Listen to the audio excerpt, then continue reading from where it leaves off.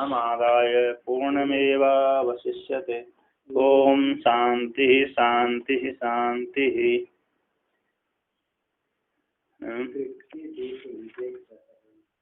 133वां श्लोक चलेगा, ठीक है। तो यहाँ पर कहते हैं जो ब्रह्मज्ञानी होता है ना, उनका दृढ़ बोध हो जाने से क्या है, विचार करता हुआ भी उनको दृढ़ बोध के कारण राग आदि की उत्पत्ति नहीं होती, विचार करते रहते हैं। और जिसको दृढ़ बोध हो गया, चाहे वो काव्य पढ़े, चाहे कोश पढ़े, चाहे तर्क पढ़े, उसके लिए कोई समस्या नहीं है। किंतु जिसके लिए दृढ़ बोध नहीं है, उसके लिए जिनको त्याग करके सीधा ब्रह्म का अभ्यास ही करते रहना चाहिए, ऐसा नियम बताया है कि नहीं। अब आगे कहते हैं कि ननु ज्ञानी अज्ञानिनो प्रारब्ध कर्मणि अवश्य भोक्तव्यतया समाने तयो कुतो वैलक्षण्य सिद्धि इति आशंका।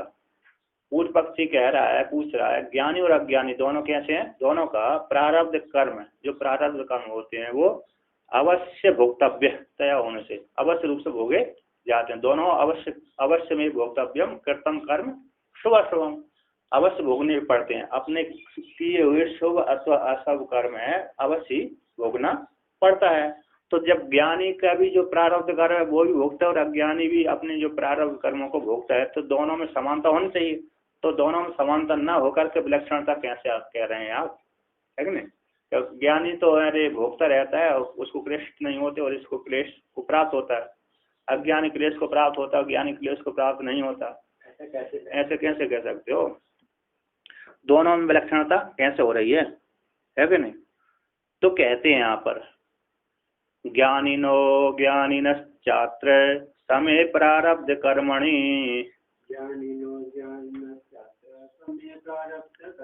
न क्लेशो ज्ञानिनो धैर्यान् मूढ़ः क्लिश्यत्यधैर्यतः धैर्यतः।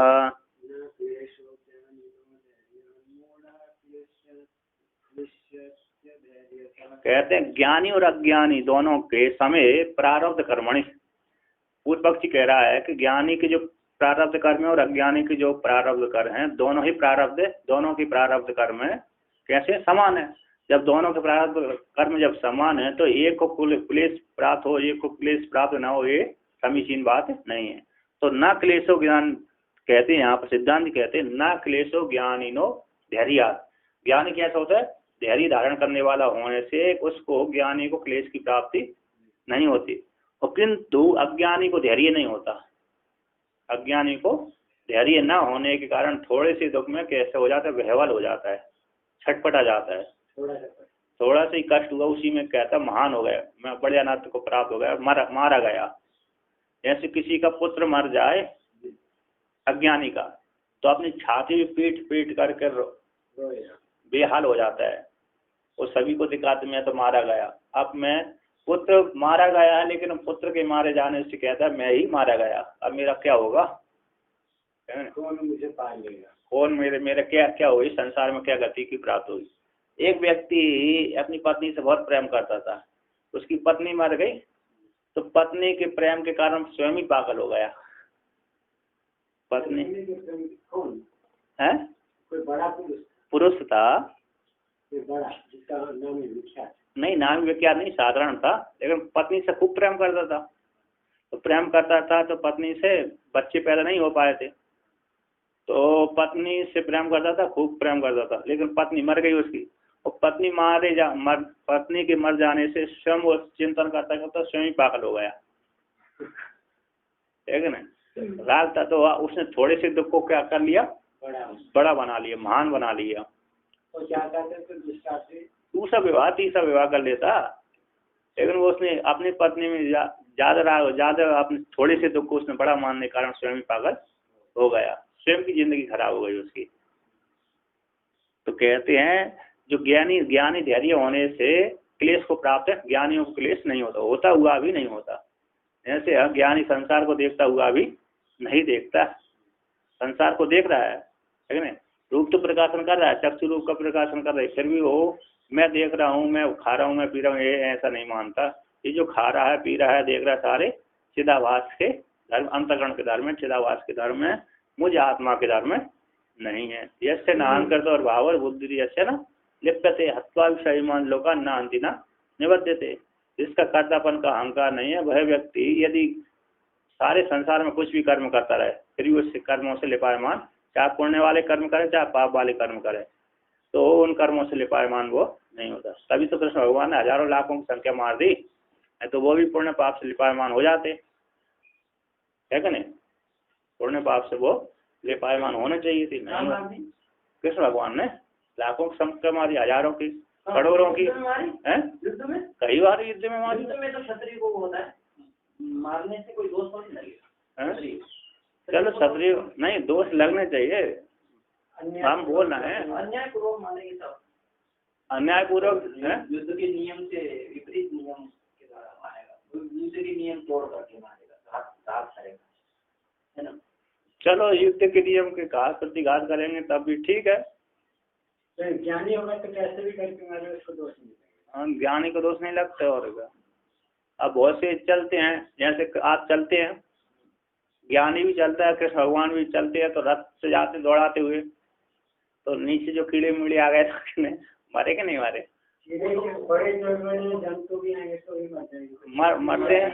मरते हैं लेकिन उनसे पाप लगने चाहिए, उनको नहीं लगता।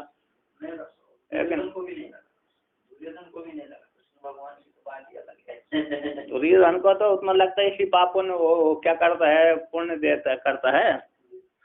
जो व्यक्ति चलता है तो पाप लगता है, तो इसलिए उसका विधान है गायत्री जप करे, गायत्री जप करे, या तो जो मंत्र लिया गुरु मंत्र उस जाप करे, एक माला जप करे, इससे एक दिन का पाप नष्ट हो जाएगा, इसलिए विधान किया है। एक माला से एक दिन, हाँ एक माला से एक दिन का पाप, गायत्री की एक माला से अरे 10 दिन का 7 दिन का पाप नष्ट हो जाते हैं। ये कीड़े मकोड़े के मरने वाला, और लेकिन ऐसे कीड़े वाला दूसरा पाप नहीं, दूसरा पाप में फिर ज्यादा, जो कीड़े मकोड़े मारते हैं वो आप अनजान में मार देते हो, इसलिए थोड़ा पाप होता है। तो इसलिए बड़े पाप करोगे तो फिर ज्यादा प्रायश्चित करना पड़ेगी।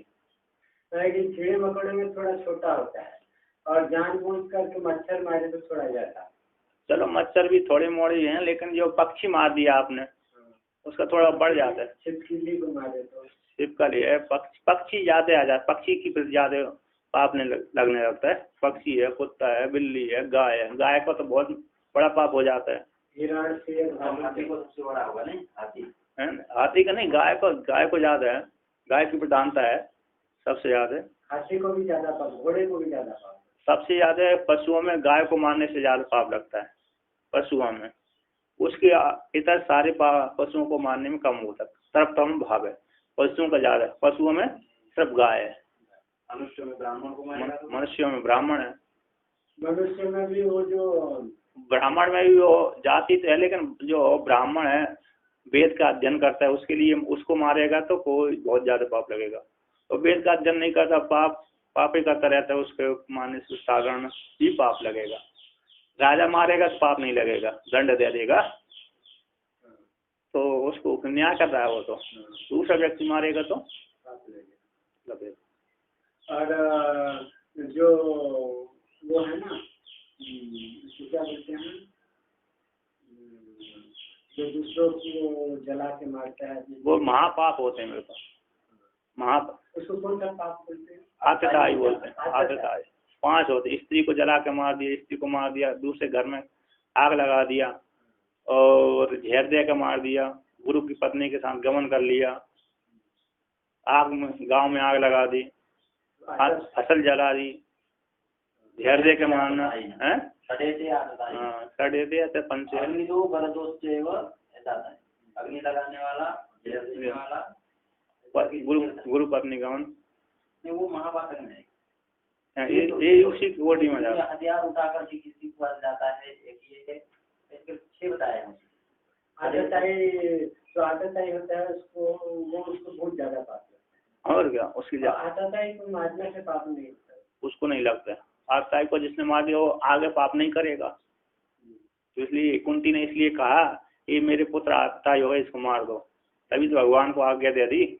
भगवान नहीं मारते कर्ण को नहीं मारते। उन्होंने कहा यदि जो जीवित रहेगा कर्ण तो और ज्यादा पाप करेगा मेरा पुत्र होकर के, तो कृष्ण भगवान को छूट दे दी।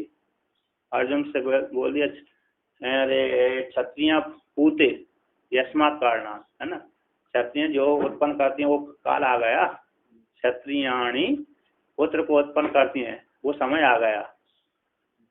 तो क्षत्रिय है, क्षत्रियाणी जिस उद्देश्य से पुत्र को पैदा करते हैं वह काल आ गया। भीम और अर्जुन को ये श्लोक कह के बोला था उन्होंने, क्षत्रिय को उत्पन्न करे, क्षत्रियाणी जिस काल के लिए, जिसके लिए उत्पन्न करती हैं पुत्रों को, वो समय अब आ गया है। मतलब मैंने तुमको क्षत्रिय को धर्म रक्षा करने के लिए उत्पन्न किया, ना कि ऐसे ही उत्पन्न किया है। तो मार दो, मतलब इसलिए जो आतताई उनको मार दो। किससे बोला? कृष्ण भगवान से बोला, अर्जुन और भीम को संदेश देने के लिए संदेश दिया था। अच्छा, कर्ण को, कर्ण आतताई था। कर्ण आतताई था। आतताइयों के साथ देने वाला आतताई कहलाता है। हाँ, एक साथ वाला भी होता है। शराब पीने वाले के साथ उसका भी नाम हो जाता है, ये भी शराबी है। चोर वालों के साथ करने का के द्वारा चोरी व्यक्ति जो चोर करता है, एक चोरी करता है, उसके साथ दूसरा व्यक्ति चोर करेगा, चोरी नहीं करता किंतु उसके साथ रहता है, तो लोग शक करते हैं ये भी शायद चोरी करता होगा, है कि नहीं, आक्षेप लगा देते हैं उसकी। तो ऐसा ही है। तो आतताइयों के साथ देने करने वाले को भी आतताई कहते हैं। इसलिए कर्ण उनके साथ देता था, साथ का उकसाता था, वो तो बार बार उकसाता रहता था दुर्योधन को, तुम युद्ध करो, संधि मत करो। और कर्ण तो जो लाक्षाक भी है, कर्ण को भी वो सपोर्ट, उसमें भी उसका थोड़ा बहुत हाथ था, इसलिए वो आतताई था। और आतताई लोगों को तो फिर अच्छे लोग में नहीं जाने, फिर वो लोग स्वर्ग कैसे? अरे युद्ध कुरुक्षेत्र में मरने वाले कोई तो बहुत जगह बहुत से ऐसे होते हैं, शास्त्र का नियम रहता है। तो वो कर्ण आतताई तो था, लेकिन दान भी बहुत करता था, दानवीर था वो। बाप का बैलेंस देखना पड़ेगा ना। और क्या, पाप का अलग फल होता है, पुण्य का अलग होता है। आतताई व्यक्ति भी स्वर्ग लोक में चला जाता है फल भोगना, स्वर्ग के फल भोगने के लिए। फिर उस काल फिर भागे स्वर्ग के फल भोग लिए, फिर कहाँ जाता है, नीचे आता है, नरक में जाता है पाप भोगने के लिए। तो दोनों को एक साथ नहीं होता है। आपने उसको पाप पुण्य इसलिए पुण्य नहीं किया कि मेरे पाप नष्ट हो जाए।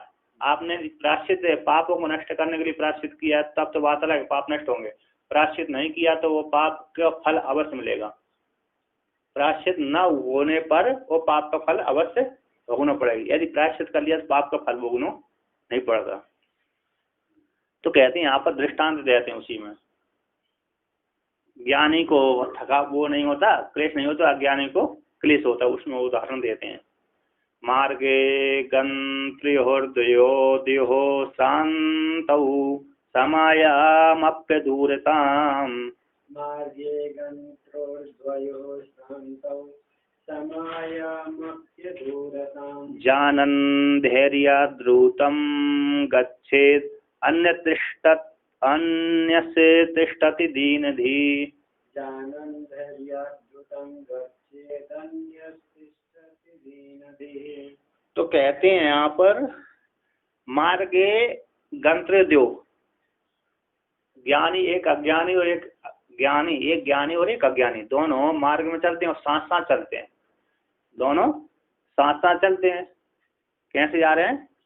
एक देश से दूसरे देश में जा रहे हैं, एक देश को छोड़ करके दूसरे देश में जा। तो मार्ग में चलते चलते दोनों शांत हो जाने पर समाप्यम, दूसरा देश नजदीक भी आ गया। आ गया दूसरा देश नजदीक भी आ गया। नजदीक आ जाने पर भी समायाम, बोले समायाम, समीपता को जान करके भी तो कहते हैं धैर्य जानन द्रुतम गच्छेत। जो ज्ञानी है उससे एक नगर पास में ही आ गया। नगर क्या आ गया?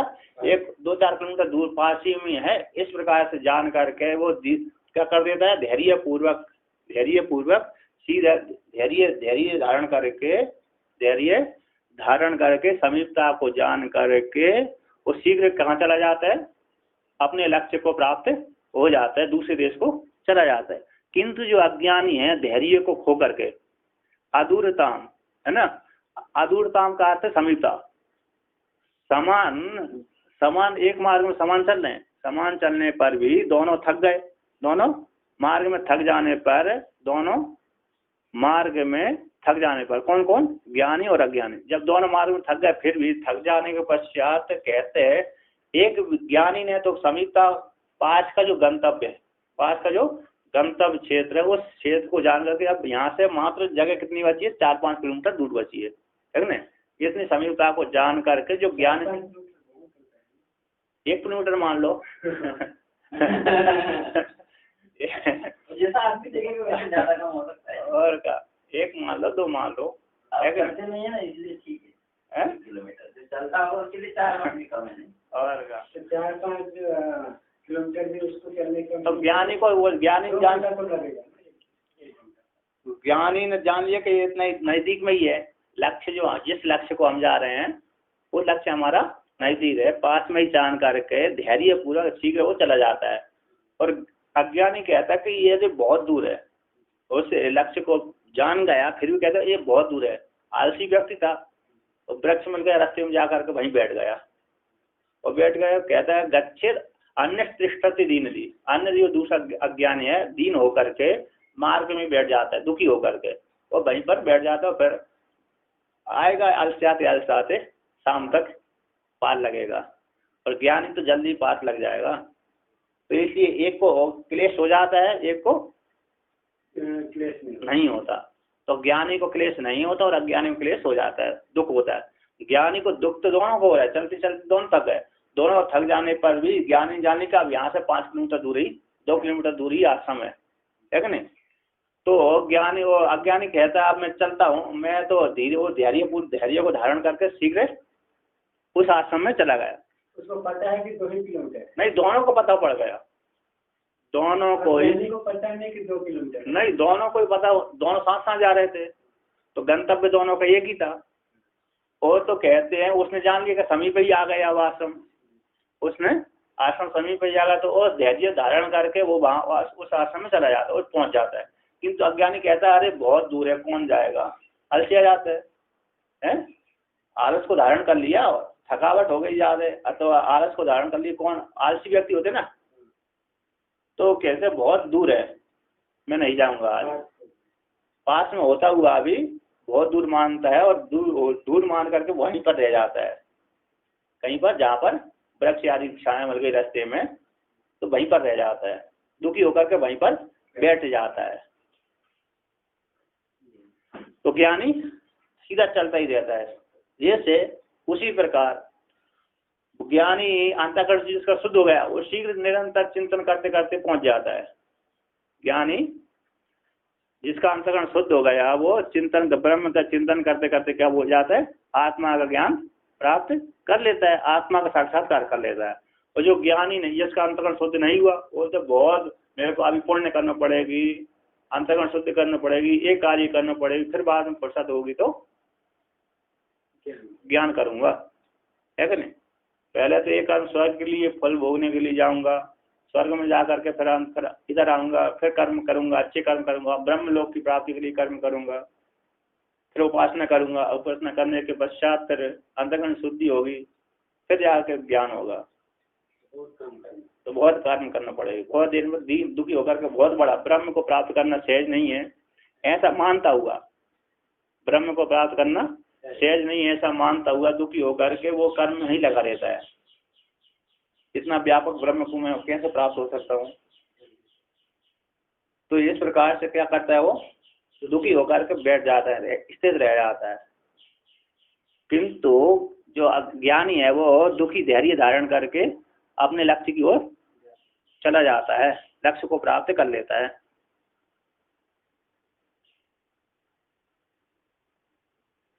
कि नहीं। अब आगे कहते हैं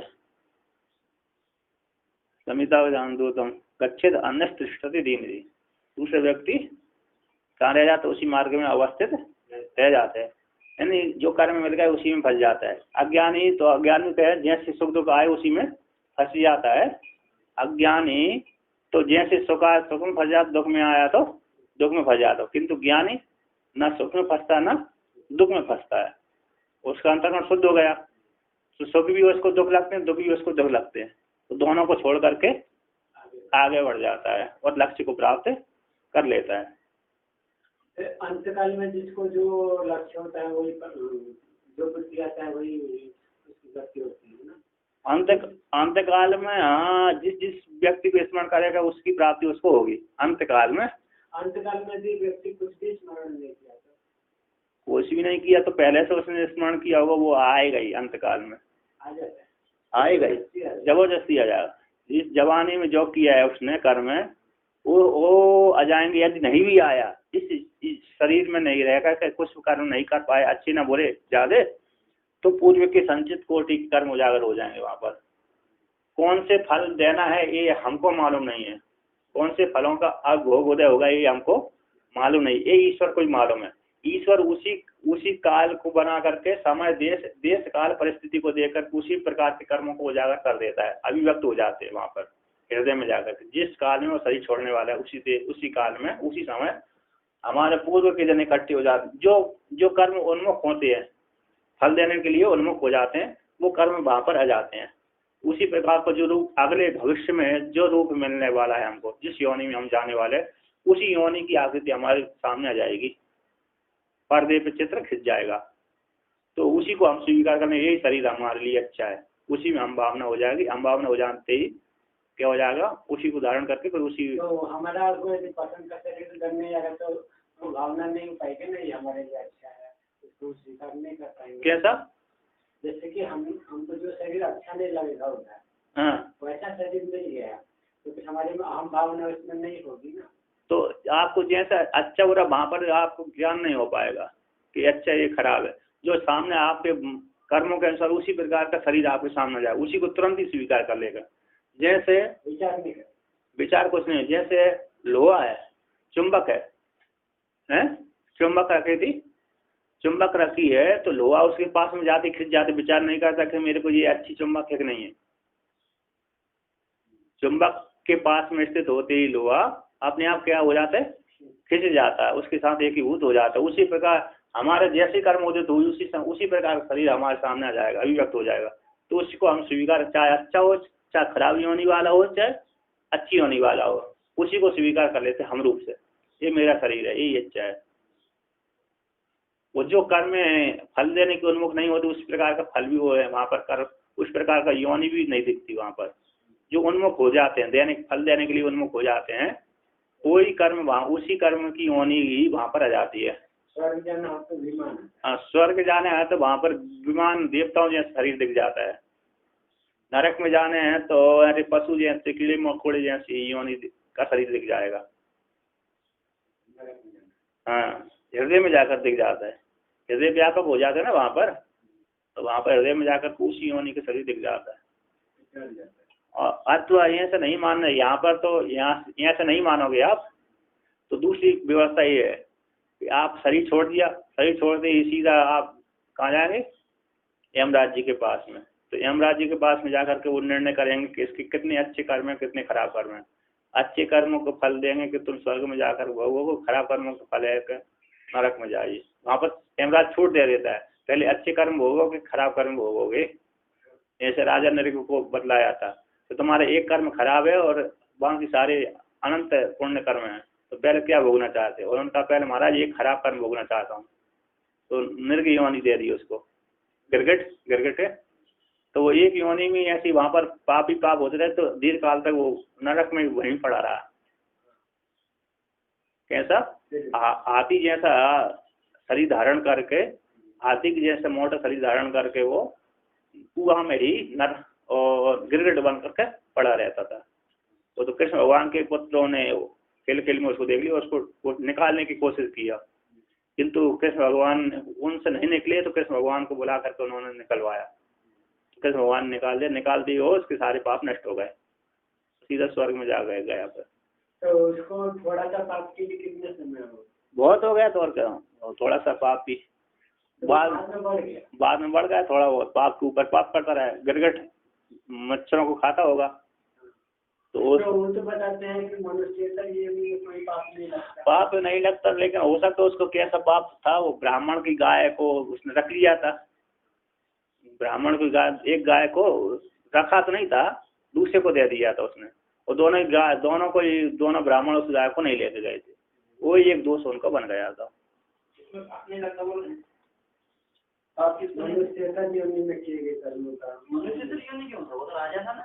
नहीं, वहाँ पर नरक बन गया, गिरगिट गाँव बहुत थोड़ा पाप बढ़ गया था थोड़ा, इसलिए बहुत देर काल तक। अच्छा पाप ही नहीं बढ़ा तो ऐसा पाप हो गया तो बहुत दीर्घ काल तक भोगना पड़ेगा। बोल दिया था ना युधिष्ठिर जब वो आएंगे ना, क्या नाम कौन छुड़ाएगा उनको? कृष्ण भगवान, कृष्ण भगवान ना, कृष्ण भगवान के हाथ से मुक्ति होगी, बोल दिया था उनको पहले निर्णय होगा। हाँ ऐसा होगा, वो बहुत राजा नरक थे। तो कहते हैं आगे, इत्थम उपादितम आत्मानं चेद इति मंत्रस्य पूर्वार्ध अर्थम अनुवदन फल प्रदर्शन परम उत्तरार्धम अवतारयति। इस प्रकार से इत्थम, इस प्रकार से उपादित कर दिया गया है। कौन सा? आत्मानं चेद विजानीयात्, इस श्रुति आत्मानं चेद विजानीयात् अयम् अस्मीति पुरुषः किमिच्छन् कस्य कामाय शरीरम अनुसंजरेत्। ये श्रुति का ही व्याख्यान चल रहा है। एक अभी इस श्रुति का पूरा प्रकरण इसी श्रुति के ऊपर बना हुआ है। 200 श्लोक में से 300 श्लोक में से 250 श्लोक इसी के ऊपर ही है। तो कहते हैं इस प्रकार से आत्मानं चेद विजाना, यदि आत्मा को जान लेता है तो मुक्त हो जाता है। इसी मंत्र का पूर्वार्ध को अनुवाद करते हुए फल प्रदर्शन पूर्वक फल के प्रदर्शन परक उत्तर वाक्य के अर्धभाग को अवतारण करते हैं, दिखलाते हैं, कहते हैं साक्षात्कृतात्मदिहि सम्यग् अविपर्ययवादितः।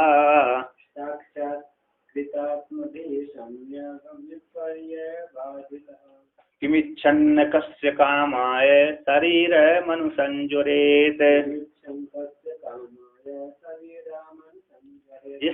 जिसने आत्मा को जान लिया तो आत्मज्ञानी हो गया।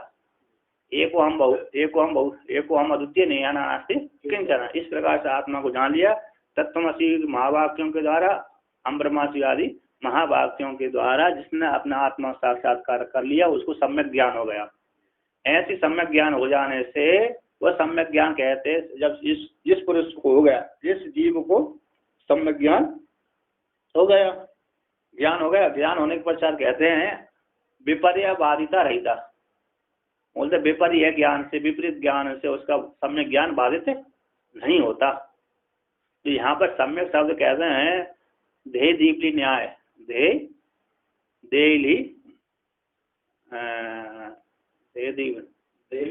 देहली दीपक न्याय अथवा मणि मध्य मणि न्याय। देहली दीपक न्याय है एक, बोलते हैं हिंदी में देहली दीपक न्याय, और संस्कृत में बोलते हैं मध्य मणि न्याय। देहली दीपक वही है, संस्कृत का ही था। अच्छा देहली, अच्छा संस्कृत में वही है, देहली बोलते हैं, देहली उसको बोलते हैं ना, जिसको देहली दीपक न्याय बोलते हैं। और मणि मध्य न्याय है, चलो मणि मध्य हो। तो मणि मध्य न्याय से यहाँ दरवाजे के बीच में आपने मणि रख दी तो इधर भी उजाले करेगी, उधर भी उजाले करेंगे। दिल्ली को भी देहली कहते हैं। हाँ, दिल्ली को देहली बोलते हैं, दिल्ली देहली इंद्रप्रस्थ। तो कहते हैं सम्यक है ना, सम्यक कहते हैं ज्ञान से सम्यक विपर्य का वाद हो जाता है। ज्ञान से विपर्य, सम्यक रूप से ज्ञान से सम्यक विपर्य का विपरीत जो ज्ञान था उसका वाद हो जाता है। और कहते हैं जो सम्यक ज्ञान है उस सम्यक ज्ञान का विपरीत ज्ञान से बाधित नहीं होता। इस प्रकार से सम्यक शब्द को दोनों प्रकार से जोड़ लेना। तो कहते हैं जब ज्ञान का, सम्यक ज्ञान का विपरीत वासना के द्वारा, देह वासना के द्वारा बाधित नहीं होता, जब बाधित नहीं हुआ ज्ञान, आत्मज्ञान, है ना, कहते किम इच्छन कस्य काम आए, किम इच्छन कस्य काम आए शरीरम अनु संजरेत। तो किसकी इच्छा करा, किसकी इच्छा करता हुआ, कस्य किसके लिए, किसका, कौन काम आए, किस कामना के लिए अपने इस शरीर को संतप्त करेगा, लगाएगा, जोड़ेगा, है ना। कौन है जो मेरे से भिन्न है, कौन है जो मेरे से भिन्न है, जिसके लिए, जिस कामना के लिए मैं उसके लिए, कामना के लिए अपने शरीर को प्रवृत्त करूं। कस्य किस, कस्य यानी किसका, संबंध बना, किसका, किस कामना के लिए इस शरीर को मैं प्रेरित करूं।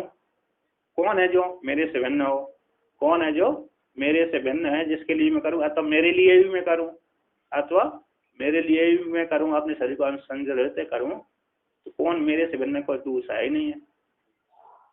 इस प्रकार से कहते हैं। तो टीकाकार कहते हैं सम्यक साक्षात्कृतात्मधि साक्षात्कृता आत्मा या साक्षात्कृतात्मा। सम्यक साक्षात कृतात्मा कृत आत्मधि साक्षात्कार कर लिया आत्मा का ज्ञान, साक्षात्कार करने वाला आत्मा, साक्षात कर लिया है आत्मा जिसके द्वारा आत्मा का ज्ञान हो गया है, जिसके द्वारा साक्षात्कृत आत्मा वाला पुरुष। तादृशी धी यानी ज्ञान है यश जिस पुरुष का, उसको बोलते साक्षात्कृत आत्मा धी, है ना। साक्षात्कृत आत्मा धी पुरुष, ऐसा ज्ञान है साक्षात्कार करने वाला, साक्षात्कार करने वाला जो पुरुष है, ज्ञान वाला पुरुष ज्ञानी। उस ज्ञानी वह ज्ञान कहते हैं अविपर्यवादिता, विपर्यण देहादि आत्मत्व बुद्धिया बाधितो न भक्ति अविपर्यवादिता। विपरीत ज्ञान के द्वारा, विपरीत ज्ञान कैसे, देहादि में आत्म बुद्धि, इस ज्ञान के द्वारा बाधित नहीं होता साक्षात्कृतात्मधि का ज्ञान, आत्मा का प्रोक्त जो ज्ञान है उस ज्ञान का बाध नहीं होता। विपरीत ज्ञान के द्वारा उसको बोलते हैं अविपर्यवादिता। उभय हेतु उभय रूप से यहाँ पर जान लेना सम्यक रूप को।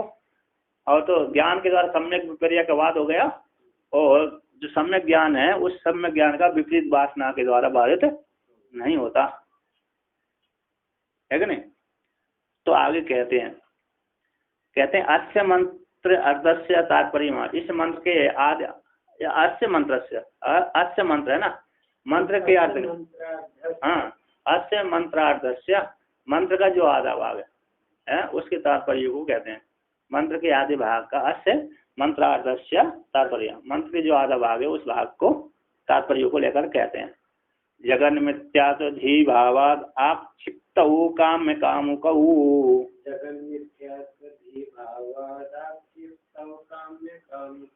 तयोरभावे संतापः साम्येते निस्नेह दीपवत।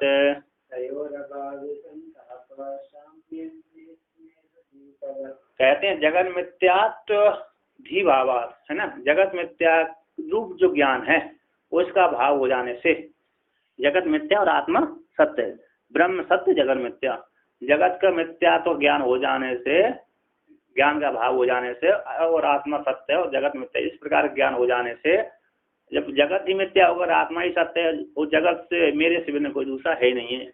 जब मेरे से दूसरा भिन्न नहीं होता है तो फिर किसकी इच्छा करें, तो कहते काम और काम कहू, काम में वस्तु और कामना, काम में वस्तु और काम ये दोनों ही कैसे हो जाए, आक्षेप निरस्त हो जाते हैं, है ना।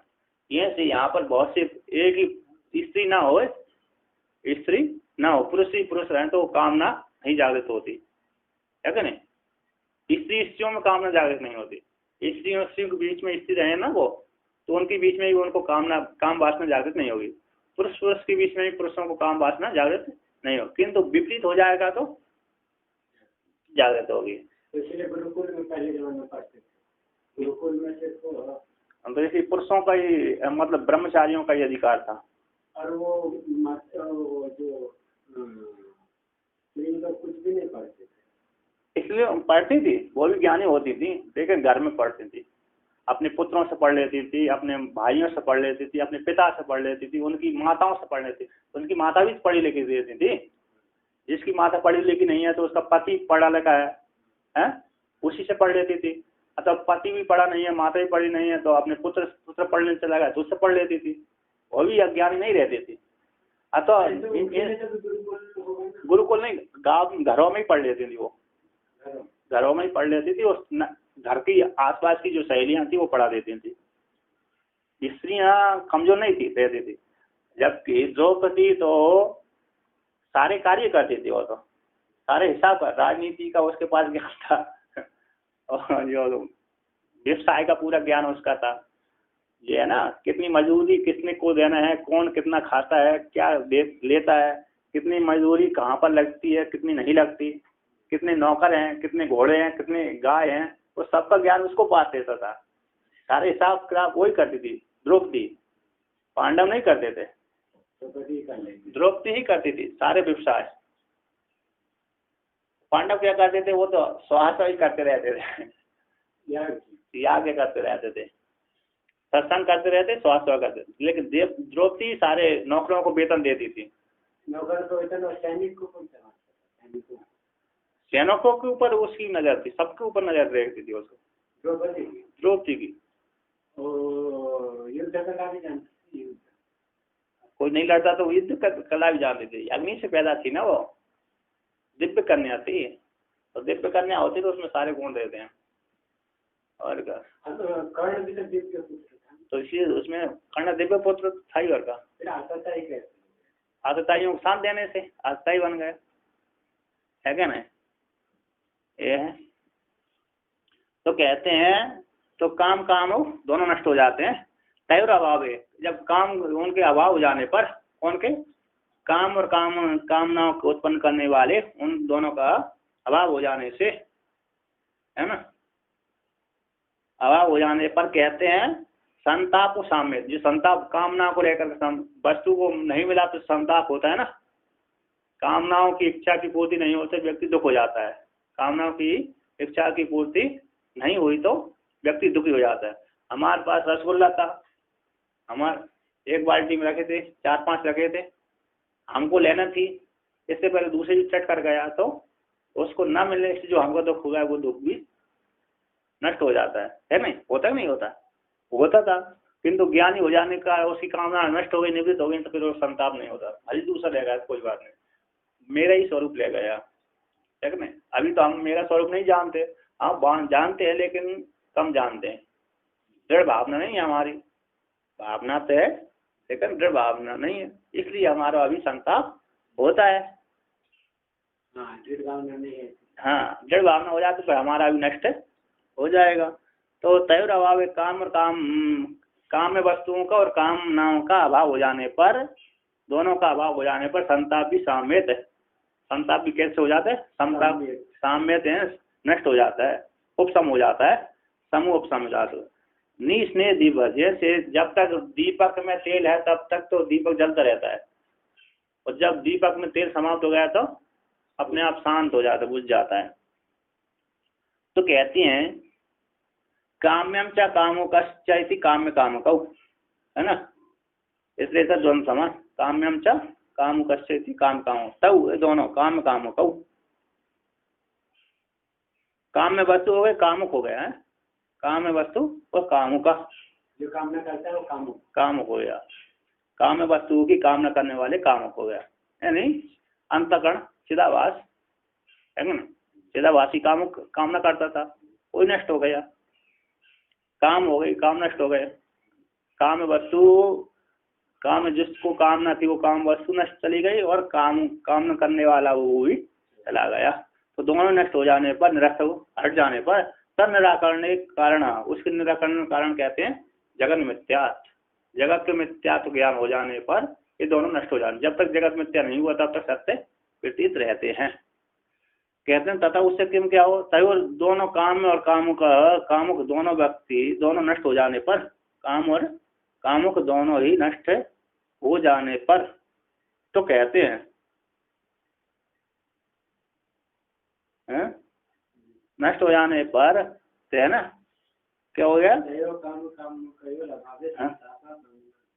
तो कहते हैं नष्ट हो जाने पर क्या हो जाता? संताप भी समाप्त हो जाता है? दोनों को नष्ट हो जाए, दोनों का अभाव हो गया तो संताप के अनुसार समता को प्राप्त हो जाता। तो कहते हैं तयो, इनको काम और कामों का दोनों का काम कर अभाव है, यानी कामों से होने वाला जो संता था वो भी नष्ट हो जाता है। कामों के अभाव हो जाने पर संता में कामना निमित्त की ओर कारण कामना निमित्त कारण का अभाव हो जाने से, कामना को निमित्त है, कामना को निमित्त बनाता हुआ जो कारण भाव है, वो कारण का अभाव हो जाने से वो कार्य भी निवृत्त, कारण का अभाव हो कार्य भी निवृत्त हो गया, ठीक है ना। वो जो उससे होने वाला कारण के अभाव होने से जो कार्य था, दुख होता था, वो दुख भी निवृत्त हो जाता है ना। संताप क्या था? कामना को निमित्त बना करके जो कारण था, है, उस कारण के अभाव हो जाने, कामना किसी वस्तु की कामना थी, कारण का अभाव होने से काम का भी अभाव। हाँ, संताप वो कामना थी हमारी वस्तु की प्राप्ति, उसकी निवृत्ति हो गई। उस वस्तु की प्राप्ति से प्रीति होती, और वस्तु की प्राप्ति का अभाव हो गया, तो उससे होने वाला जो दुख था वो दुख की निवृत्ति हो जाती है। तो कहते हैं कारण का अभाव हो जाने से नहीं स्नेह दीपे बत सामेत, जैसे बत्ती से तेल और बत्ती से रहित दीपक शांत हो जाता है, तेल से रहित तो दीपक शांत हो जाता है। उसी प्रकार जो कामना निमित्त सारे जो पदार्थ थे वो कामना को निमित्त बना करके जितने भी राग द्वेष आदि होते थे, संताप होते थे, वो संताप कैसे हो गए, निवृत्त हो जाते हैं। तो आगे कहते हैं, बोलते हैं काम में अभावात कामना अभाव का दृष्टा इति, बोले काम में वस्तु के अभाव होने से कामना का अभाव हो जाता है। कहाँ पर देखा गया है? काम में वस्तु के अभाव से। लड्डू नहीं है तो खाने की इच्छा नहीं होती, लड्डू नहीं है तो खाने की इच्छा नहीं, लड्डू है तो खाने की इच्छा तो होगी। लड्डू नहीं है तो भी इच्छा हो जाएगी ना। नहीं हम पहले कभी लड्डू खाए हैं बहुत दिनों से। नहीं, जब तो आपने राग किया, उसमें संकल्प किया। जैसे एक नियम है, एक साधारण नियम इस श्रुति है, यस्य स्त्री अस्ति तस्य भोग इच्छा अस्ति, नी स्त्री कस्य भोगवो, स्त्रियं त्यक्त्वा जगत त्यक्तम, जगत त्यक्त्वा आत्मविचारम, स्त्रियं त्यक्त्वा जगत त्यक्तम, और जगत त्यक्त्वा आत्मविचारम। जिसके पास स्त्री है उसकी भोग इच्छा होती है, और जिसके पास स्त्री नहीं है उसको भोग इच्छा भी नहीं होती, सामान्य है। इसलिए स्त्रियों को त्याग दिया तो जगत को त्याग कर फिर आत्मा का चिंतन ही शेष रहता है। जिसने जगत को त्याग दिया वो क्या करेगा? आत्मा का ही चिंतन करेगा, है नहीं? तो ये लड्डू सामने होते जात प्रवृत्ति होती है। अब आपके पास में लड्डू नहीं है तो खाने की इच्छा ही नहीं होगी आपको, जैसे अरे पैसे नहीं है तो फिर जंगल में व्यक्ति बैठा हुआ है, पैसे नहीं है, कुछ नहीं है, तो क्या करेगा? अब याचना करेगा तो अब कहाँ तक आपको बताएंगे। और तो फिर कामना ही बैठी है कि नहीं? कामना है ना, वो कामना मतलब सामान्य नियम है कि आप वैसे तो ठीक है जिसकी स्त्री नहीं हो, लेकिन तो जिसकी नहीं है, अभी जो लोग 14 साल हो जाते हैं। देखो उदाहरण एक देश को दिया जाता है, सारे देश को नहीं घटाया जाता है। यहाँ पर युक्त होने लगना चाहिए। कुछ देश कुछ अंश उदाहरण, कुछ अंश को गृहीत होता है, सारे अंश को गृहीत करेंगे तो कोई उदाहरण नहीं बनता। कहते हैं आकाश के समान ब्रह्म व्यापक है, आकाश व्यापक उसी प्रकार ब्रह्म व्यापक। आकाश में एक दो से एक जड़ है वो, तो ब्रह्म भी जड़ हो जाएगा। आकाश में एक दोष क्या है? जड़त्व है, तो ब्रह्म भी जड़ हो जाएगा। पूर्ण देश यदि उसको लेंगे हम तो एक देश उदाहरण, एक देश लिया जाता है, संपूर्ण देश लेने पर उदाहरण नहीं बनता हो। तो आगे कहते हैं, तो कहाँ पर देखा गया काम में के अभाव से कामना का अभाव हो जाता है? कहाँ पर देखा गया? संकल्प है गंधर्व नगर में। गंधर्व पत्तने किंचन नैन्द्र जाल के निर्मितम,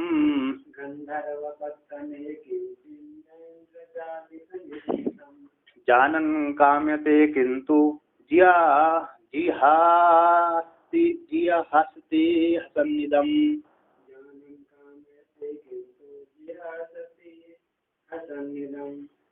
जिहास्ति है ना, जिहास्ति। तो कहते हैं गंधर्व पद ने किंचित है ना, गंधर्व नगर में, गंधर्व पद ने गंधर्व नगर में स्थित होकर के वो व्यक्ति देखकर गंधर्व नगर को देखा, एक तो और जादूगर आया, तो जादूगर आ गया तो जादूगर ने क्या कर दिया? जादू दिखा दिया, इंद्रजाल फैला दिया, फैला तो इंद्र नाटक बता रहा था, हाथी का, घोड़े के, सहने का, खाने का, पीने का सारा बता रहा था। तो व्यक्ति ने देखा कि ये गंधर्व नगर है। उस गंधर्व नगर में सारे क्या हो रहे थे? द्वैत समुदाय देख रहे थे। बोलते इंद्रजाली का निर्मित, मायावी के द्वारा वो गंधर्व नगर में वो सारे पदार्थ दिख रहे थे। गंधर्व मायावी पुरुष ने इंद्रजाल की माया के द्वारा सारे पदार्थ वहां पर उपस्थित कर दिए, आर विहार के सारे।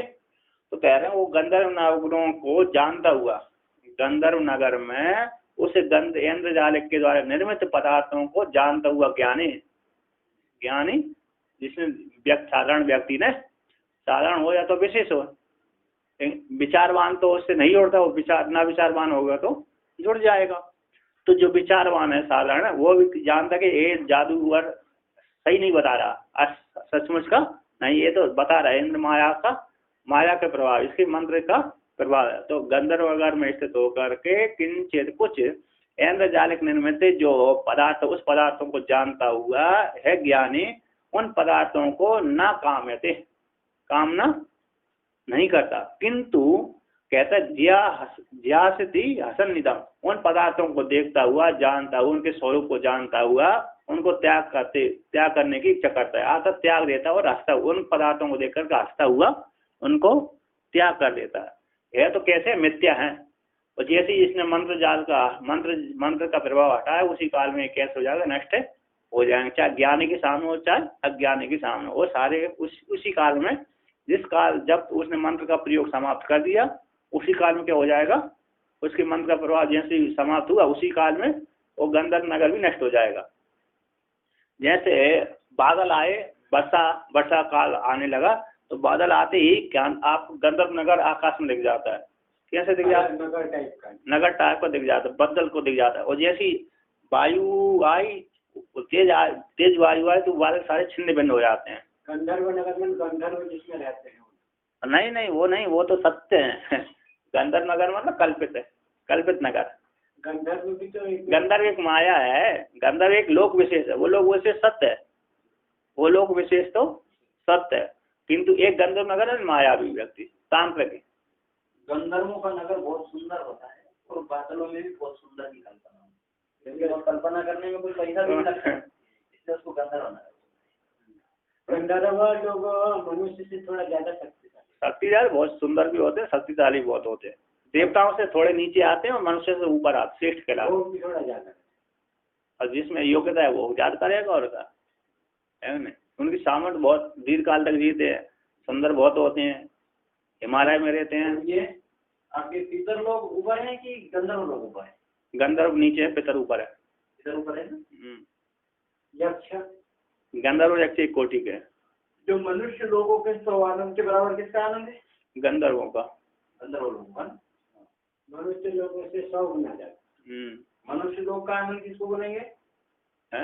जो जवान हो, बुद्धिमान हो, पढ़ा लिखा हो, है ना, और संपूर्ण पृथ्वी का राजा हो, सब कुछ सब गुण संपन्न और पूरी पृथ्वी का एकमात्र राजा हो, तो उसका जो एक आनंद है वो एक आनंद, उसका जो आनंद है वो एक आनंद, 100 गुना गंधर्व। मान लो उनमें छूट रहती है, कहीं भी जा सकता, राजा भी कहीं नहीं जा पाए, एक ही वो भी पैदल जाएगा तो भाग से जाएगा, बहुत दिन लगेगा, किन्तु गंधर्व जैसी मंत्र के प्रभाव से तुरंत ही अंतर्धान हो जाते, वहां से चले जाते हैं, 1000 युक्तियों के साथ भोग सकते हैं तुरंत। अभी कश्मीर में है तो तुरंत वो नेपाल चले जाए। हाँ, मंत्र का प्रभाव है, अंतर्धान होने की, आकाश में उड़ने की।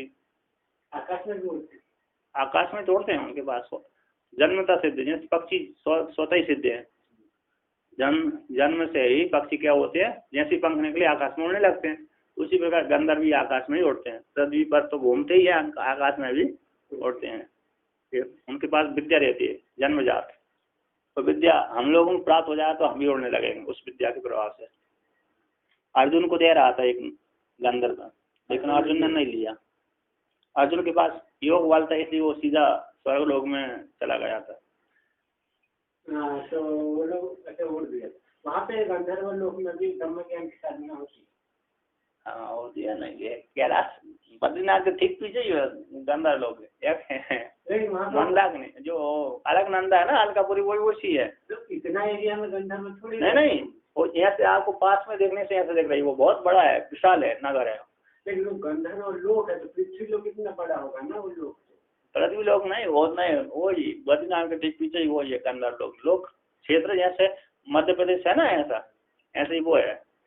हाँ, तो वहाँ पे तो ज्यादा संख्या में रहते ना, इधर सब घूमते, वो पहाड़ बहुत बड़ा है, आपने थोड़ी देखा, आपने तो यहीं से देखा, सब थोड़ा ही देखता है, आपने देखे, उसके ऊपर आप जब साधना करोगे तो बैठ से दिख जाएंगे गंधर्व हाँ उड़ रहे हैं आकाश में, उनके साथ इतने व्यक्ति बहुत चल रहे हैं पीछे।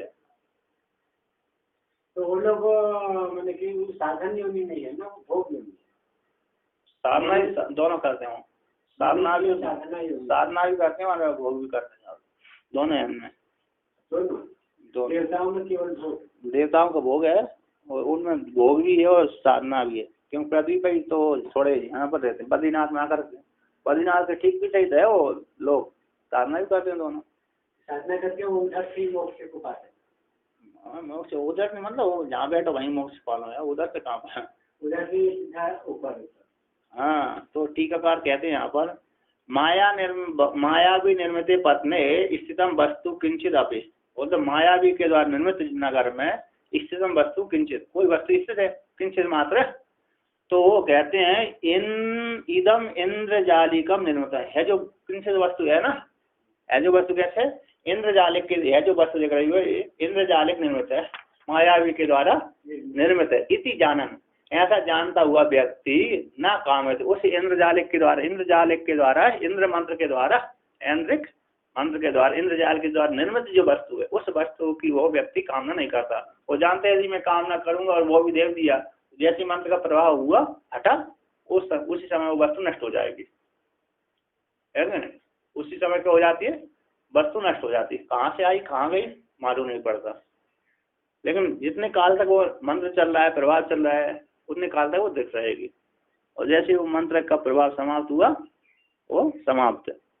तो कहते ना केवलम कामना अभाव, कामना का अभाव ही अकेला नहीं है, प्रतुता इदम अमृतम, इदम अमृतम है, क्या है, मिथ्या भी है।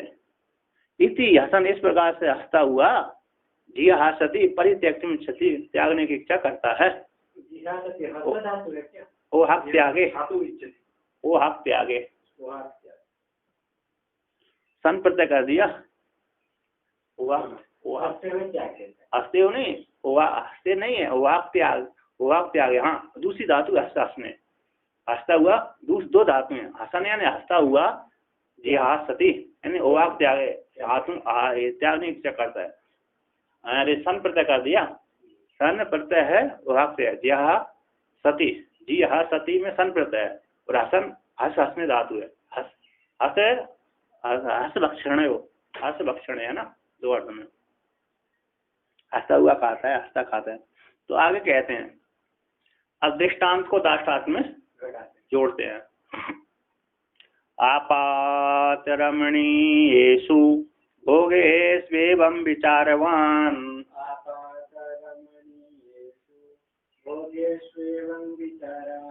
नानुरज्यते किन्त्वे तान् दोष दृष्टया जिहासति,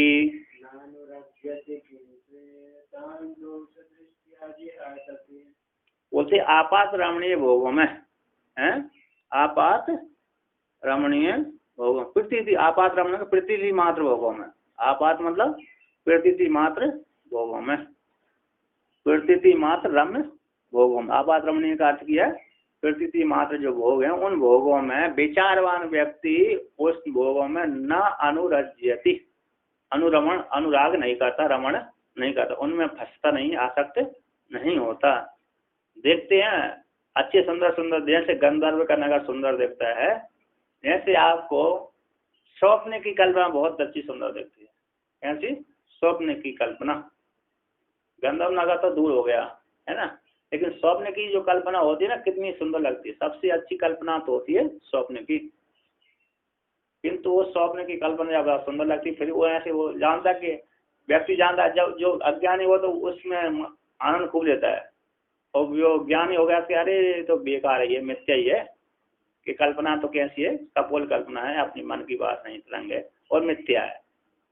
तो इस प्रकार से मिथ्या जानता हुआ, जैसे मन की कल्पना को स्वयं मिथ्या जानता है, किंतु अज्ञानी बड़ा आनंद से उसमें कल्पना करता रहता है, उसमें फंसता रहता है, 1 घंटा 2 घंटा पीछे कल्पना करता ही रहेगा, उसी में अच्छा आनंद लेता रहेगा, किंतु ज्ञानी उसमें आनंद नहीं लेता है। उसी प्रकार जैसे यहाँ पर मन की कल्पना को त्याग देता है, वो मिथ्या जान करके उसमें फंसता नहीं, आनंद नहीं लेता और मनोराज भी नहीं करता, उसी प्रकार आपात रमणीय दिखने वाली जो व्यवहारिक सत्य मानने वाले जो जगत है, उस जगत में भी प्रतीति मात्र वाली जगत में भी इन भोगों में कुछ काल के लिए तो सुख मिलता है, फिर बाद में दुखी धोखे मिलता है।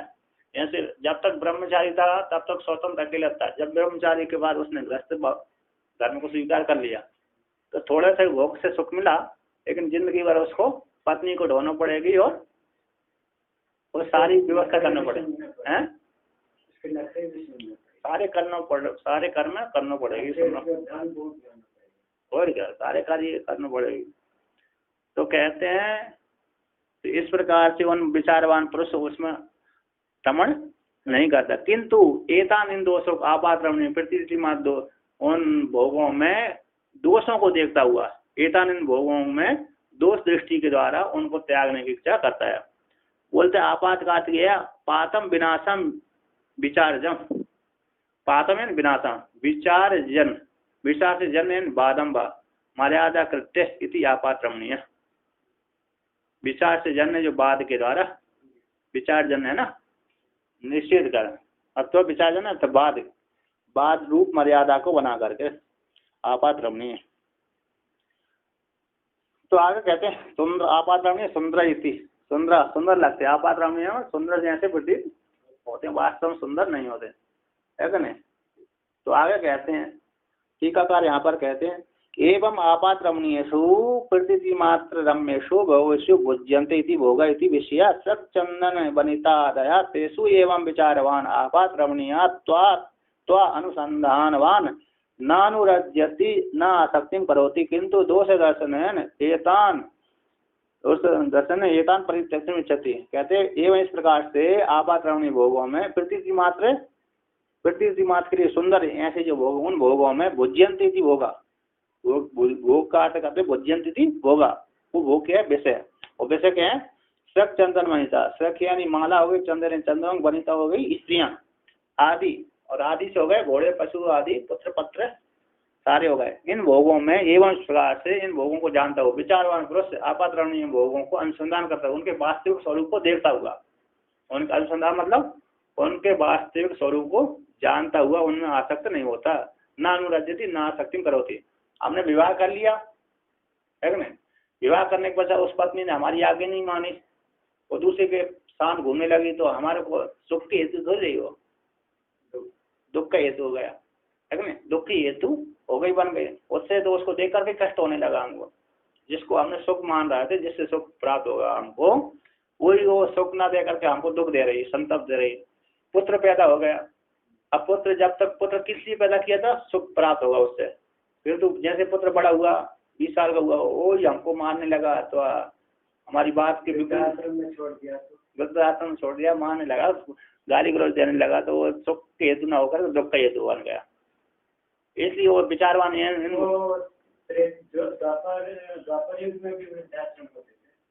सभी जगह होते, वृद्धाश्रम तक जंगल में छोड़ देते थे, जिसकी बीमारी ठीक नहीं हो रही सीधे छोड़ देते, तो सेवा नहीं कर देते, सीधा करने के डर से छोड़ देते। तो जंगल पशु खा जाए, कुत्ता खा जाए, भेड़िया खा जाते थे, और क्रूर थे, कम से कम वृद्धाश्रम में छोड़ते नहीं, पहले भी जंगल में छोड़ देते थे, पहले वाले ज्यादा क्रूर निकले, ज्यादा जल्दी भोगने की ज्यादा जरूरत नहीं है, सीधा छोड़ देते हैं। अभी भोगने की पड़ती है, वृद्धाश्रम में छोड़ दिया मतलब भोगना पड़ेगी है नहीं। पहले तो सीधा जंगल में चले जाते थे, बालू के पास में चले जाते, खा लेता तो शरीर कैसे खाएगा, उसको खा लेगा। जंगल में गया, शेर आया, भालू आया, कुत्ता आया, रीछ आए, खा जाते हैं, थोड़ा करके खाते हैं। नहीं एक बार में थोड़ा करके एक बार जैसे झपटा मारा व्यक्ति मर जाएगा। अब वो शरीर को थोड़ा करके खाएगा, बार खाए, उससे कोई मतलब नहीं है। प्राण निकल गया तो समाप्त होगा, जब तक प्राण है तभी तक प्राण एक जल्दी नहीं, शेर के डर के मारे अपने आप प्राण निकल जाते हैं, शेर के डर के मारे प्राण निकल जाते हैं, उसमें कोई दोष नहीं। तो यहाँ पर आप कहते हैं केते विषय दोष, अभी दो विषय कौन से हैं जिसमें दोष दिया जाता है, केते विषय दोष वाले, वो दोष वाले विषय कौन से, तो कहते हैं योग वासिष्ठ का उदाहरण देते हैं। योग वासिष्ठ का वाक्य पढ़ते हैं, अर्थानामर्जन हे क्लेश तथैव परिपालने, नासे दुःखं वे दुःखं धिकार्तान् क्लेशकारिणा। कहते हैं अर्थों को विषयों को अर्जन करने में क्लेश होता है, उसी प्रकार पालन करने में भी, उनकी रक्षा करने में भी बहुत दुख होता है।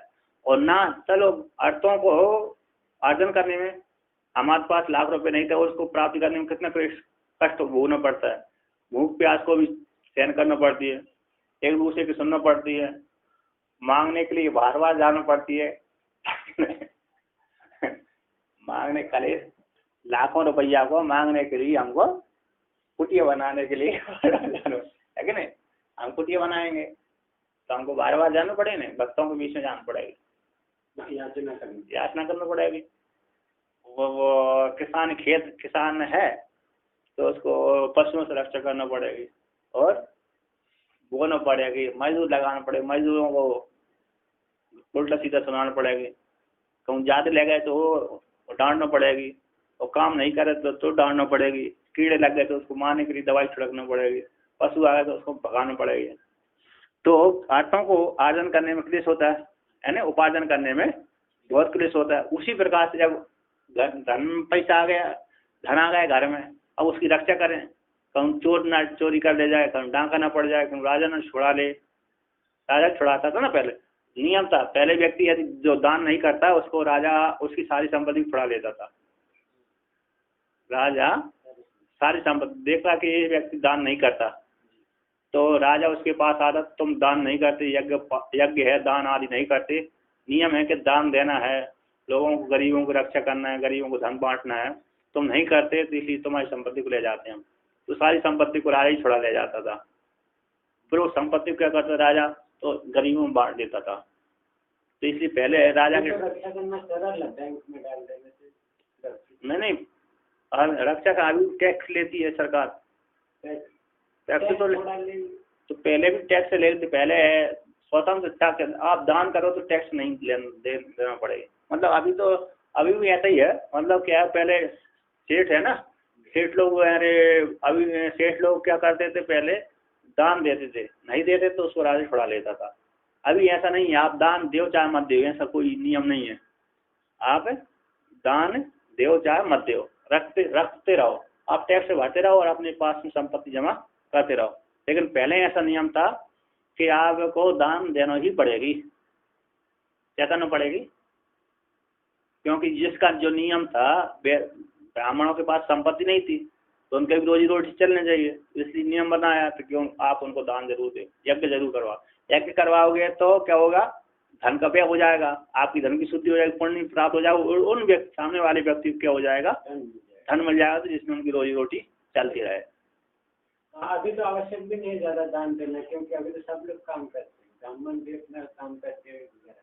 अरे महात्मा लोग तो नहीं करते, महात्मा लोगों को देना चाहिए, महात्मा लोगों को थोड़ा मिलता है। तो मैं तो इसलिए मतलब पहले नियम था, हमें बोलना पहले हर व्यक्ति को देना अनिवार्य था। आजकल महात्मा लोग भी दुकान लगा के बैठ जाते हैं, और महात्मा लोग भी व्यापार करते हैं, जमीन घर बना के बेचना। हाँ तो व्यापार वो व्यापार कोटी वाले बाबा हैं, है कि नहीं, ऐसा कर रहे व्यापार वाले हो गए जो व्यापार नहीं, तो जिसके पास है उसके लिए ठीक है, जिसके पास है ठीक है, तो जिसके पास नहीं है उसके लिए तो दान मिलना चाहिए। नियम है, मतलब पहला नियम था कि कोई व्यक्ति अपने पास ज्यादा संपत्ति जोड़ करके अकेले कंजूस बनकर ना बैठे। यदि कंजूस बनता है तो उसको दान देना अनिवार्य है कि नहीं तो राजा छुड़ा लेगा। इसी राजा के डर के मारे क्या करते थे, चलो राजा छोड़ो, वो तो छोड़ो, देख लिया कि इस अमुक व्यक्ति के पास क्या है, बहुत संपत्ति है, तो चोरों ने उसको घेर लिया, डांका पाड़ दिया, तो चोर को देना पड़ेगा, मजबूरी देनी पड़ती है। जैसे अभी राजा को दे देने से राजा थोड़ा प्रसन्न करेगा, ऐसे मजबूरी में देनी पड़ेगी, वो तो उसको पुण्य भी नहीं मिलेगा, तो दान कर देंगे तो पुण्य प्राप्त होगा। अभी जैसे लोग बाग नहीं पकड़ लेते, रास्ते में कट्टा लगा देते हैं, बंदूक लगा देते हैं, देव नहीं तो गोली मार देते हैं, जिसने नहीं दिया उसको मार देते हैं, जिसको दे दिया उसको छोड़ देते हैं, लेकिन धन तो जाता है उनका। तो कहते हैं जिसको और उस धन को जो आर्जन किया, उपार्जन किया, उसके पालन करने में, रक्षा करने में भी दुख होता है, ना से दुख। अरे किसी लड़का लड़की हो, उसके पैदा थे हो, जो दुख जो धन हमने कमाया उसको गलत रूप से उन्होंने दुरुपयोग कर दिया, कैसे कर दिया, बीमारी लग गई हमारे शरीर में, तो बीमारी में भी चला गया, तो चले जाने से उसको दुख हो रहा है, नाश हो गया ना। कहते हैं भर्तृहरि ने श्लोक गाया इस पर, वित्तस्य त्रयोगतया दानम भोगम च नाशस्य यो न जाति यो न भुंक्ति तस्य धनम तृतीय गति भवति। वित्त की 3 गतियां होती हैं, धन की 3 गतियां होती हैं। कौन सी? दान, भोग और नाश। जो दान देता है उसका सदुपयोग हो जाता है, और जो भोग खाता है उसका भी सदुपयोग हो जाता है, उस धन का सदुपयोग हो जाता है। किंतु जो दान भी नहीं करता, भोग भी नहीं करता, तो उसके धन का तृतीय गति प्राप्त हो जाती है। क्या हो जाती है? तृतीय गति नष्ट हो जाता है। कैसे नष्ट है? या तो डॉक्टर ले जाएगा, या पुलिस वाले ले जाएंगे, या तो चोर ले जाएंगे, या तो राजा ले जाएगा। इस प्रकार से डॉक्टर रोग हो जाएगा, उसका रोग हो जाएगा, देना पड़ेगी मजबूरी, नहीं तो मरता है। धन तो जाएगा, फिर ऊपर से कष्ट भी तो है, और धन भी गया, कष्ट भी गया, और संताप, मन का संताप भी हुआ, तो भारी दुख होगा। तो कहते हैं नाश हो जाने पर दुख, और व्यय होने पर भी दुख होता है। ज्यादा खर्चे होने लगा ना, व्यय हो जाने पर भी क्या होता है? दुख होता है। इसलिए इन आर्तों को, क्लेश करने वाले आर्तों को धिक्कार है। क्लेश को देने वाले जो अर्थ हैं, विषय हैं, उनको क्या है? धिक्कार है।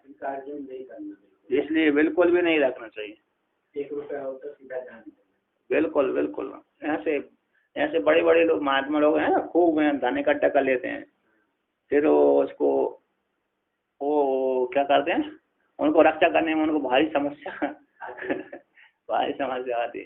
बैग में लाख रुपए ले जा रहे हैं, तो उनको बार बार वो बैग में ही मन रहता है, कहीं कोई चुरा न ले जाए, चोर चोरी न कर ले। तो जिसके पास धन नहीं, वो अपनी बैग को वहाँ छोड़ देता है, दूसरी जगह। कुछ भी नहीं है ना, भिखारियों की जो बैग है ना, कोई छूता ही नहीं है।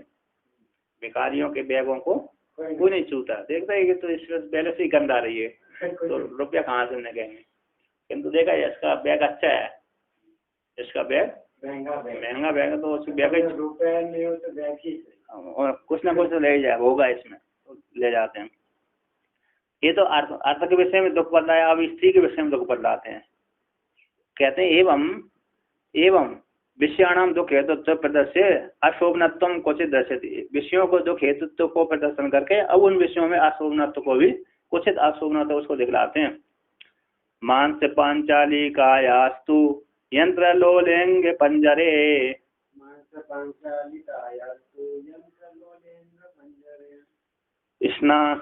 स्नाएवस्ति ग्रंथिशालिन्यः स्त्रिया किमिव शोभनम्।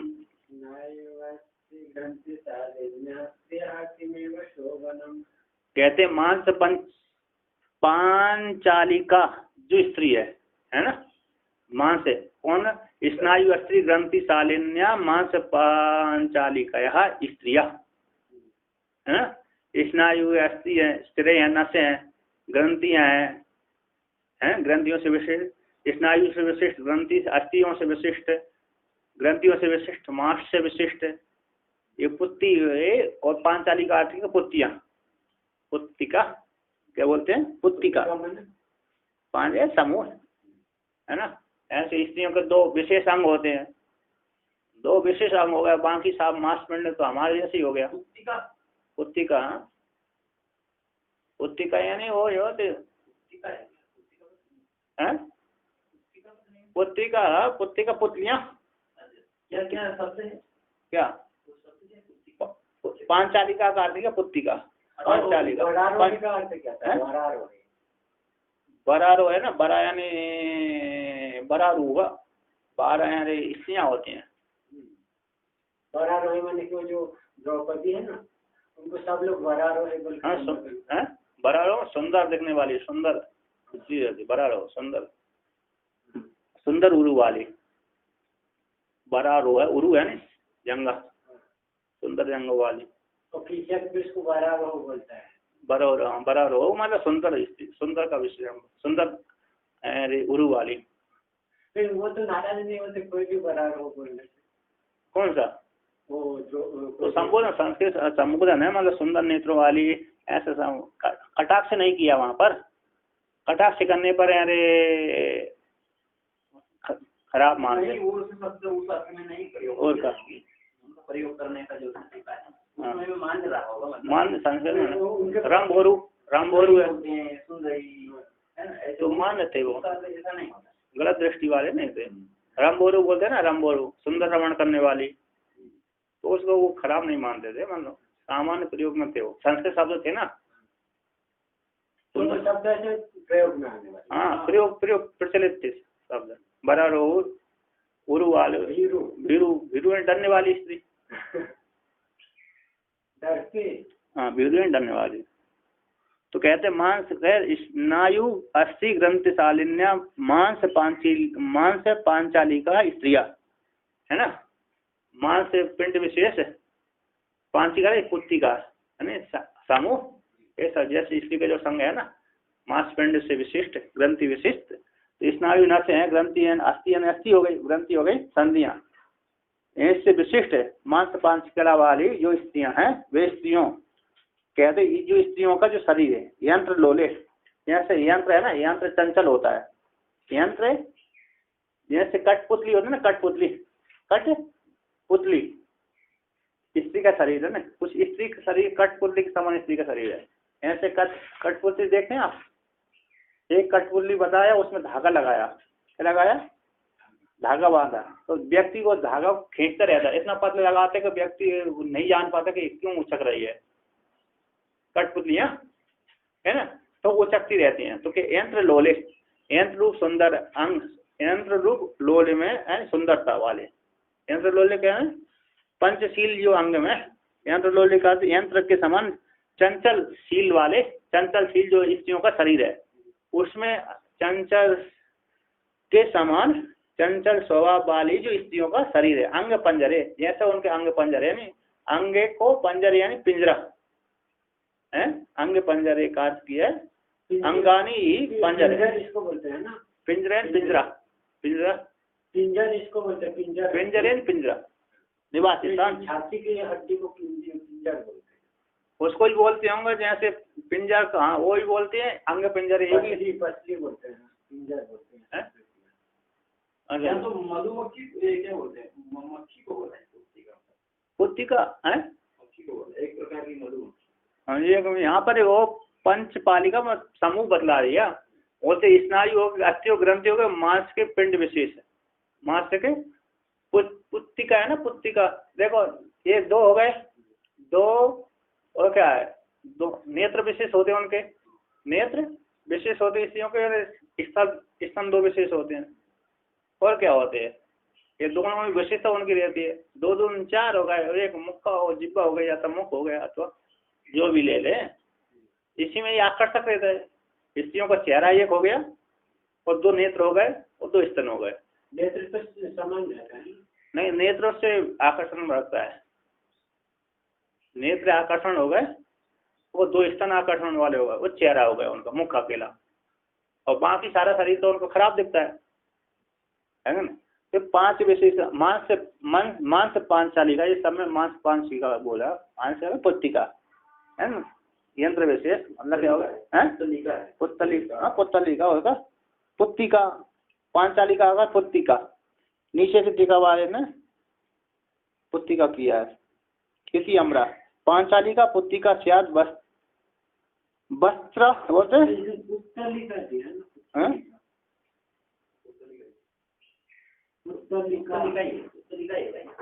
नहीं, पुत्तिका भी है, नीचे के टीका में उसका अर्थ पांचालिका अर्थ किया है, पुत्तिका वस्त्र दंतादि भी कृता इति, वस्त्र दंतादियों के द्वारा, वस्त्र और दंतादियों के द्वारा, पिंजर को मतलब ये है शरीर, नहीं वस्त्र दंतादियों के द्वारा कृत इति अमरा, अमर कोश मतलब आया है ना, दांत है उनके, मोट है, थोड़े वैसे चेहरा बोल रहा है। तो कहते हैं जैसे ये पांच पुत्तिका विशिष्ट है ना, मांस के पिंड विशेष आदि, जैसे यंत्र के समान चंचल अंग है जिसके वो मूर्ति बोले, हाँ पुतला है, मूर्ति पंच पुत्तिका, पुतला और ये होगा, और का सरी पिंड सरी, और का तो क्या हो गया, मांस से हो गया सप्त धातु, आज मांस आदि सप्त धातु निर्मित पुतली काया, दूसरी टीका में आगे टीका में दिया ना, मांस आदि सप्त धातु निर्मित पुतली काया है, शरीर पिंड शरीर, मांस है, मांस आदि जो हो गए वो सप्त धातु, शुक्र सोने रक्त मज्जा अस्थि मज्जा आदि हो गए। शुक्र है, शोणित हो गया, स्नायु हो गए, श्लेष्मा हो गया, बात पित्त कफ हो गया, विट मूत्र पित्त आदि संघात है कि नहीं, ऐसे जी हो गए। शुक्र, शोणित, श्लेष्मा आदि, चर्म, स्नायु, मज्जा, अस्थि, इस प्रकार। पंजर बोला ना, पंजर बांधने वाला, पंजर तो है ना, तोते को बांधने वाला है, उसी प्रकार ये मन को बांधने वाला है। ये शरीर, स्त्री का शरीर है ना, हमारे मन को बांधने वाला है, बंधन में डालने, बंधन में। इस पुरुष के बंधनों को, पुरुष, स्त्री का शरीर स्त्री को बांधने वाला नहीं है, स्त्री का शरीर स्त्री को बांधने वाला नहीं, स्त्री का शरीर पुरुष को बांधने वाला, पुरुष का शरीर स्त्री को बांधने वाला है।